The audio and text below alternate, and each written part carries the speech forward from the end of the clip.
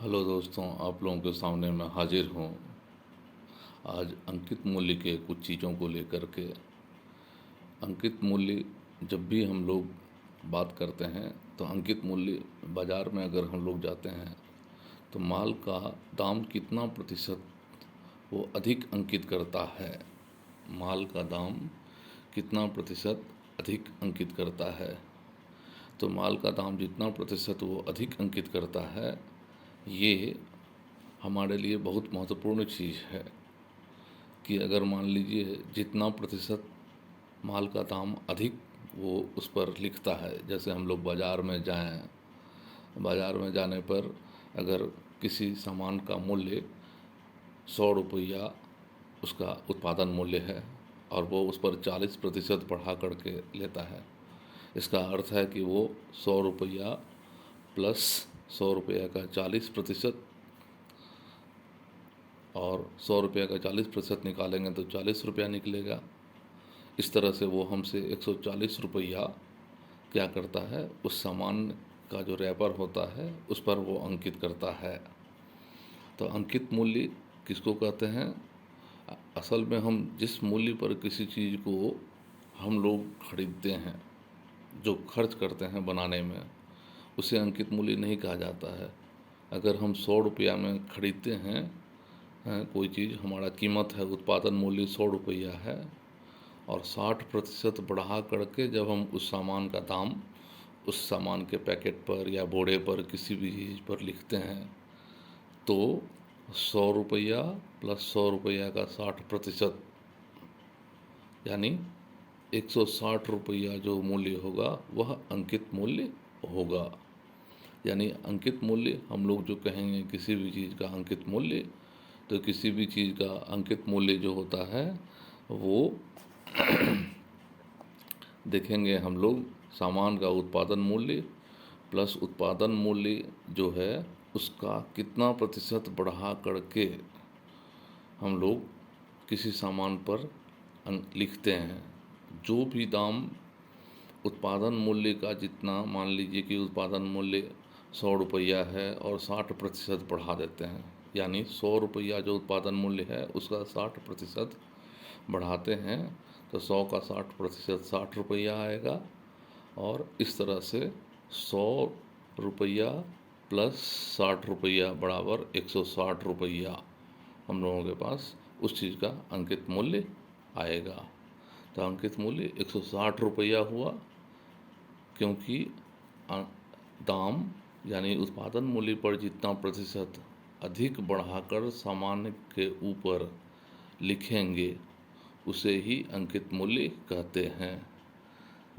देखिएगा, यहाँ हम लोग परिभाषा दे रहे हैं कि उत्पादन मूल्य पर जितना प्रतिशत बढ़ाकर सामान के ऊपर लिखेंगे उसे ही अंकित मूल्य कहते हैं। यानी अगर हम लोग 100 रुपया है और उस पर 60% बढ़ा करके अंकित करते हैं तो 100 रुपया प्लस 100 रुपया का 60% यानी 160 रुपया हम लोग उस सामान का दाम अंकित करते हैं।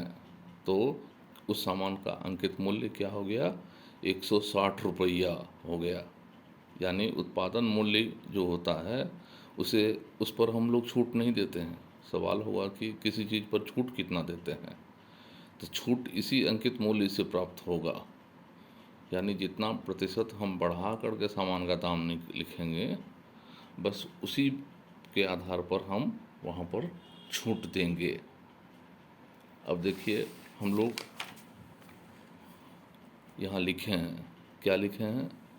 लिखे हैं कि छूट हमेशा अंकित मूल्य पर दिया जाता है और छूट देने के बाद जो बची राशि होती है वह सामान का विक्रय मूल्य होता है। छूट हमेशा अंकित मूल्य पर दिया जाता है।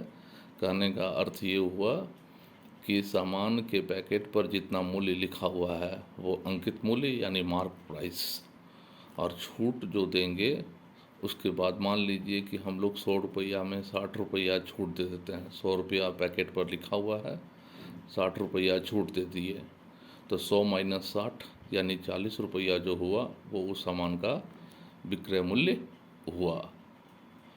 तो छूट विक्रय मूल्य, छूट का प्रतिशत, ध्यान दीजिएगा, छूट विक्रय मूल्य और छूट का प्रतिशत ये सभी अंकित मूल्य पर निर्भर करते हैं, क्योंकि अंकित मूल्य माइनस छूट बराबर विक्रय मूल्य, अंकित मूल्य माइनस छूट बराबर विक्रय मूल्य। तो उत्पादन मूल्य पर जितना बढ़ाकर दाम लिखा जाए, उत्पादन मूल्य पर जितना प्रतिशत बढ़ाकर दाम लिखा जाता है उसे अंकित मूल्य कहते हैं। अंकित मूल्य में से जो छूट वाली राशि घटा देंगे तो विक्रय मूल्य प्राप्त हो जाएगा। यानी अंकित मूल्य में से छूट घटा दिए। अगर प्रश्न बदल दिया, मान लीजिए प्रश्न में कह दिया कि अंकित मूल्य और विक्रय मूल्य दिया हुआ है, तो अंकित मूल्य में से विक्रय मूल्य को घटा देंगे, छूट प्राप्त हो जाएगा। अगर इसका उल्टा दे दिया कि अंकित मूल्य में से छूट, तो अंकित मूल्य में से छूट अगर हम लोग घटा देंगे तो विक्रय मूल्य प्राप्त हो जाएगा। और अंकित मूल्य जो होता है वो उत्पादन मूल्य पर जितना प्रतिशत बढ़ा करके हम लोग अंकित करेंगे। मान लीजिए चावल का बोरा है, 1,000 रुपया उसका दाम है, उत्पादन मूल्य। अब अगर 1,000 रुपया उत्पादन मूल्य है, उसको बनाने में खर्च लगा है, वो उस पर 30% बढ़ा करके अंकित करता है। तो 1,000 रुपया का मान लीजिए कि 1,000 रुपया ये उत्पादन मूल्य हो गया और 30% बढ़ाकर अंकित करता है, 30% बढ़ाकर अंकित करता है।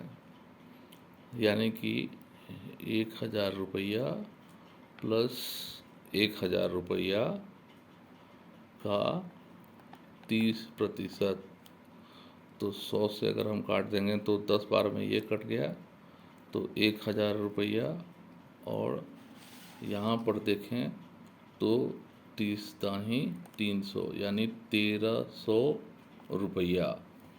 तो 1,000 रुपया अगर उत्पादन मूल्य है और 30% बढ़ाकर अगर अंकित करते हैं तो 1,000 रुपया प्लस 1,000 रुपया का 30% यानी 1,000 रुपया प्लस 300, 1,300। ये जो 1,300 है, यही 1,300 क्या हो गया, यही 1,300 अंकित मूल्य हो गया हमारा। 1,300 रुपया अंकित मूल्य हो गया। तो अंकित मूल्य निकालने के लिए जब भी हमारे पास आएगा कि अंकित मूल्य कैसे निकालें, तो उत्पादन मूल्य पर हम लोग जितना प्रतिशत बढ़ा करके लिया जाएगा उसे ही हम लोग अंकित मूल्य कहेंगे। मान लीजिए कि उत्पादन मूल्य 200 रुपया है, छूट का प्रतिशत मान लीजिए 40% है, बढ़ाकर दाम बढ़ाकर जो अंकित किया गया, तो दाम बढ़ाकर 40% अंकित किया गया है। 200 रुपया उत्पादन मूल्य और 40% बढ़ा करके अंकित किया गया है। तो 200 रुपया प्लस 200 का 40%, 200 रुपया प्लस 200 रुपया का 40% यानी 200 प्लस 80 बराबर 280 रुपया। यही 280 रुपया जो हुआ हमारा, ये अंकित मूल्य हो गया। अब देखिए 200 रुपया 80 रुपया हमारे पास अंकित मूल्य है, उत्पादन मूल्य 200 रुपया है, तो बीच का छूट कितना हो गया, 80 रुपया हमने दिया है। दाम उत्पादन मूल्य का 40% बढ़ा करके पैकेट पर लिखा, तो 200 रुपया प्लस 200 का 40%, 200 रुपया प्लस 80 रुपया, 280 रुपया। तो 280 रुपया हो गया। 280 रुपया क्या हो गया? अंकित मूल्य हो गया। अब अगर हमें छूट की राशि निकालनी है तो यहीं से 280 रुपया में से 200 रुपया माइनस कर देंगे, यानी 280 रुपया माइनस 200 रुपया बराबर 80 रुपया। ये छूट की राशि हो गई।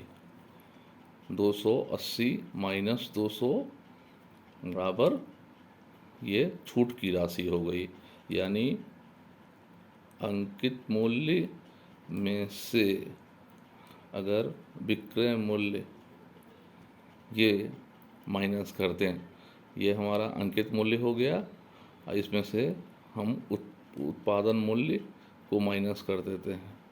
तो उत्पादन मूल्य जो है हमारा वो 200 रुपया है, उसको घटा दिए तो 80 रुपया हमारे पास ये छूट आ गया। और याद रखिए कि छूट हमेशा अंकित मूल्य पर ही दिया जाता है। छूट हमेशा अंकित मूल्य पर ही दिया जाता है। छूट देने के बाद जो बची राशि होती है वह सामान का विक्रय मूल्य होता है। इसका अर्थ हुआ कि अंकित मूल्य में से अगर छूट को घटा दें तो विक्रय मूल्य प्राप्त हो जाएगा, या ठीक उल्टा, अगर विक्रय मूल्य ही दिया हुआ है तो अंकित मूल्य में से विक्रय मूल्य को घटा देंगे और छूट प्राप्त हो जाएगा। तो उत्पादन पर जितना उत्पादन मूल्य प्लस जितना प्रतिशत बढ़ाकर दाम लिखा जाए उसे अंकित मूल्य, अंकित मूल्य में से जितना हम छूट दे देंगे, क्योंकि छूट हमेशा अगर 500 रुपया है तो हम 500 रुपया जो पैकेट पर लिखा हुआ है वही हमारा अंकित मूल्य होगा। उस पर अगर हम 20 रुपया छूट दे देते हैं तो 500 में से 20 रुपया घटा देंगे, यानी हमारे पास 80 रुपया बचे, 480 रुपया बचेगा। तो 480 रुपया हमारा विक्रय मूल्य हो गया। अब अगर हमें छूट का प्रतिशत निकालना है कि छूट कितना प्रतिशत मिला, तो छूट का प्रतिशत, छूट देते हैं जिस पर उसी से छूट का प्रतिशत निकलता है।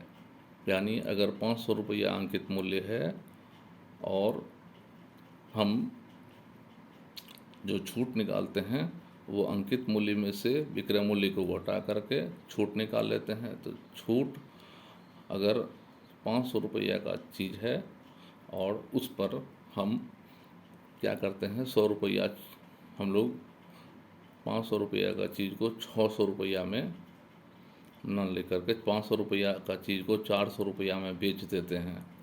तो 500 रुपया का चीज़ को अगर 400 रुपया में बेच देते हैं, यानी 500 रुपया अंकित मूल्य और 100 रुपया 400 रुपया विक्रय मूल्य, तो 500 में से 400 रुपया अगर घटा दें तो 100 रुपया छूट की राशि प्राप्त हो जाएगी। और अगर छूट का प्रतिशत निकालना है तो छूट का प्रतिशत निकालने के लिए क्या करना पड़ेगा, 500 रुपया अंकित मूल्य में से विक्रय मूल्य घटा दिए 400 रुपया, तो 100 रुपया छूट दिए। 100 रुपया छूट किस पर देंगे?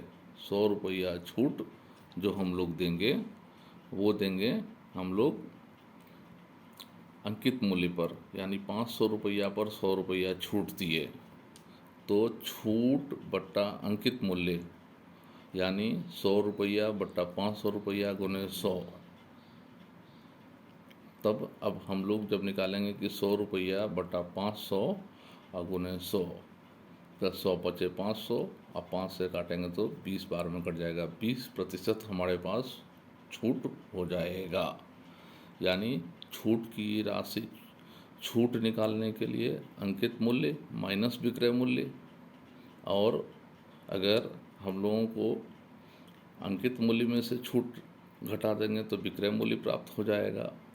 छूट का प्रतिशत निकालना है तो हम लोग पहले छूट की राशि निकाल लेंगे, यानी अगर कोई सामान का दाम पैकेट पर जितना लिखा हुआ है उसमें से हम अब देखेंगे कि हम कितना पर बेच रहे हैं। तो 500 रुपया लिखा हुआ है और अगर हम 380 रुपया में बेच रहे हैं, यानी हम लोग क्या कर रहे हैं, 500 माइनस 380, 120 रुपया छूट दे रहे हैं। तो 120 रुपया छूट बट्टा अंकित मूल्य लिखेंगे। अंकित मूल्य पर ही छूट का प्रतिशत तय होगा।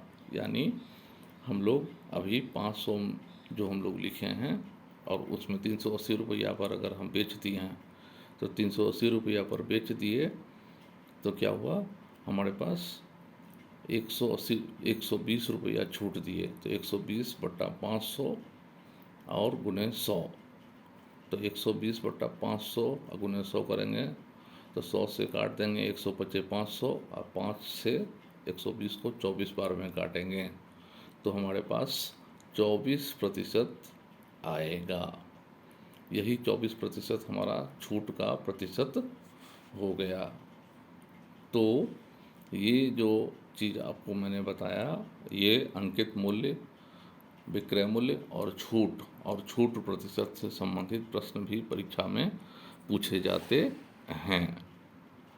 देखिए, आप इसे यहीं से सीखिए कि अंकित मूल्य कितना है, 100 रुपया है, और छूट का प्रतिशत कितना हो गया, 10%। तो हम लोग क्या कर रहे हैं, 100 रुपया में से 100 रुपया का 10% घटा देंगे, तो 100 रुपया का 10% अगर घटा देंगे तो ये 10 रुपया हो जाएगा। 100 में से 10 घटा देंगे तो 90 रुपया हो जाएगा। तो अंकित मूल्य और अगर छूट का प्रतिशत दिया रहे तो हम लोग विक्रय मूल्य निकाल सकते हैं। ध्यान दीजिएगा, ये दो चीज़ें अगर हमारे पास है, अंकित मूल्य और छूट का प्रतिशत अगर दिया हुआ है तो विक्रय मूल्य निकालेंगे। तो ये प्रतिशत के रूप में दिया हुआ है। अगर छूट की राशि भी दे दी जाए तो छूट की राशि को घटा देंगे, तब भी विक्रय मूल्य प्राप्त हो जाएगा। अगर 100 रुपया है और छूट 10 रुपया देता है तो 100 रुपया में से हम लोग क्या करेंगे, 10 रुपया को माइनस कर देंगे। तो 100 रुपया में से 10 रुपया को माइनस कर देंगे। मान लीजिए हमारे पास यहीं पर 100 रुपया हम लोग के पास अंकित मूल्य है और छूट की जो राशि है, छूट की राशि 10 रुपये है, तो हम लोग क्या करेंगे, 100 रुपया माइनस छूट बराबर ये 90 रुपया। तो 100 रुपया अंकित मूल्य, छूट की राशि 10 रुपया, 100 रुपया में से 10 रुपया छूट की राशि घटा देंगे तो हमारे पास विक्रय मूल्य प्राप्त हो जाएगा। यानी यही 90 रुपया हमारा विक्रय मूल्य होगा। तो यहाँ पर हम यही काम कर रहे हैं कि किसी सामान का अंकित मूल्य अगर 100 रुपया है, छूट की राशि यहाँ दी गई है, अगर छूट की राशि दी गई है तो हम अंकित मूल्य का 10% निकाल देंगे तो छूट की राशि निकल जाएगी। यानी कि 100 रुपया में से 100 रुपया का 10% घटा देंगे तो 90 रुपया आ जाएगा। अगर इसी चीज़ को मान लीजिए दूसरा केस ले लिया जाए, दूसरा ये स्थिति लेते हैं कि 100 रुपया अगर सामान का दाम है और 10% बढ़ाकर सामान का दाम लिखा जाता है, तो 100 रुपया अगर सामान का दाम है, 10% बढ़ाकर लिखा गया, यानी कि 100 रुपया प्लस 100 रुपया का 10%, 100 रुपया प्लस ये बढ़ाकर जो अंकित मूल्य है वो उत्पादन मूल्य का 10% कर देंगे, और उत्पादन मूल्य में जोड़ देने के बाद हमारे पास अंकित मूल्य आ जाएगा। यानी 100 रुपया प्लस 100 रुपया का 10% बराबर 110 रुपया। तो उत्पादन मूल्य और सामान का जो बढ़ा हुआ प्रतिशत मूल्य है उसको जोड़ देने के बाद अंकित मूल्य प्राप्त हो जाएगा। तो हमारे पास ये चीज़ जब हम देखेंगे, अगर मान लीजिए उत्पादन मूल्य 400 रुपया दे दिया, कितना बढ़ाकर अंकित किया, 20% बढ़ाकर अंकित कर दिया, तो क्या हो गया, 400 रुपया प्लस 400 का 20%, 400 का जो 20% निकालेंगे, 100 दोनों जीरो काट दिए, 20 चौका 80, 400 प्लस 80, 400 प्लस 80 बराबर 480 रुपया। ये हमारे पास अंकित मूल्य हो गया। अब इसी अंकित मूल्य पर हम अगर छूट की राशि दे दी जाए, मान लीजिए यहीं पर कि हमारे पास अंकित मूल्य 480 है और अगर छूट हमारे पास 120 रुपया दे दिया गया तो विक्रय मूल्य निकालने के लिए हम लोग क्या करेंगे, 480 माइनस 120 छूट दे दिया गया, 360 रुपया जो हो जाएगा, ये हमारा विक्रय मूल्य हो जाएगा। यानी अंकित मूल्य 480 और अगर छूट 120 रुपया है तो विक्रय मूल्य बराबर 480 माइनस 120 बराबर 360 रुपया। ये 360 रुपया जो हो गया ये हमारे लिए विक्रय मूल्य की राशि हो गई। यानी हम लोग अंकित मूल्य में से छूट को घटा दें तो विक्रय मूल्य, या अगर 480 रुपया अंकित है मूल्य है उसमें 360 रुपया जो विक्रय मूल्य है घटा दें तो छूट प्राप्त हो जाएगा। तो हमारे पास दो सूत्र प्राप्त होंगे, अंकित मूल्य माइनस छूट बराबर विक्रय मूल्य और अंकित मूल्य माइनस विक्रय मूल्य बराबर छूट। ये चीज़ हमारे पास निकलेगा। इसी से हम लोग जो है सो देख सकते हैं कि क्या क्या चीज़ें आ रही है। तो इस तरह से हम लोग अंकित मूल्य और क्या करते हैं कि छूट प्रतिशत से संबंधित सवालों को निकालते हैं। और ध्यान देकर देखिएगा, छूट प्रतिशत निकालने के लिए छूट बट्टा अंकित मूल्य गुने 100 ये हमेशा पूछा जाता है। छूट प्रतिशत निकालने का प्रश्न पूछा जाए तो अंकित मूल्य अगर 500 रुपया है और क्रय मूल्य यानी उत्पादन मूल्य उसको जो लगा वो 300 रुपया है, वो 300 रुपया उसने देखा कि उसे उस चीज़ को बनाने में लग गया है, उत्पादन मूल्य है यानी क्रय मूल्य है, तो उसने क्या किया, अंकित मूल्य 500 रुपया रख दिया।